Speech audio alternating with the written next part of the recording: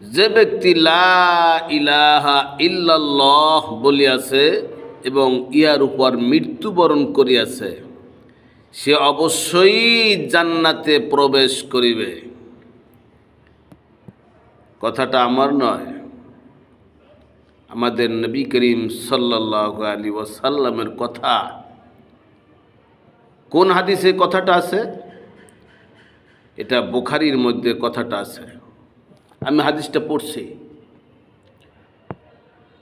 عن أبي ذر رضي الله تعالى عنه قال قال النبي صلى الله عليه وسلم ما من عبد قال لا إله إلا الله ثم مات على ذلك إلا دخل الجنة سبحان الله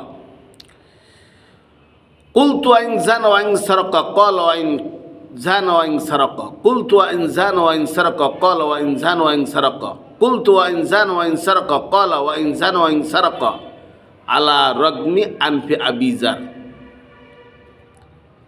নবী করিম সাল্লাল্লাহু আলাইহি ওয়াসাল্লাম এর সাহাবী হযরত আবু যার রাদিয়াল্লাহু তাআলা আনহু বর্ণনা করেন,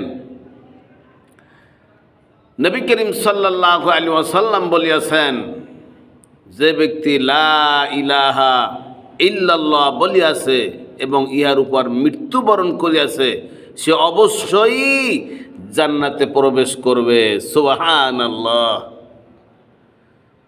আবু যার রাদিয়াল্লাহু তাআলা আনহু জিজ্ঞাসা করলেন, যদি সে ব্যভিচার করে এবং চুরি করে? রাসূল বললেন, হ্যাঁ, যদি সে ব্যভিচার করে এবং চুরিও করে। আবার আবু যার রাদিয়াল্লাহু তাআলা আনহু দ্বিতীয়বার প্রশ্ন করলেন, রাসূল, যদি সে চুরি করে ব্যভিচার করে?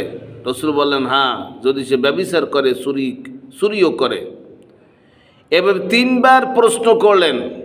তিনবার নবী করিম সাল্লাল্লাহু আলাইহি ওয়াসাল্লাম বললেন, হ্যাঁ, যদি সে চুরি করে এবং ব্যভিচারও করে।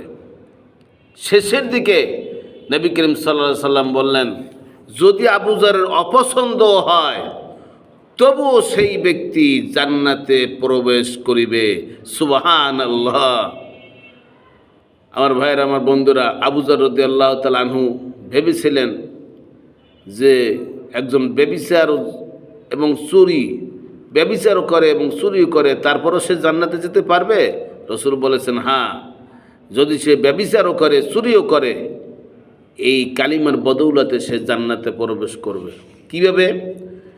সে যে অন্যায় করেছে, ব্যভিচার করেছে, চুরি করেছে, এর শাস্তি ভোগ করার পর সে জান্নাতে প্রবেশ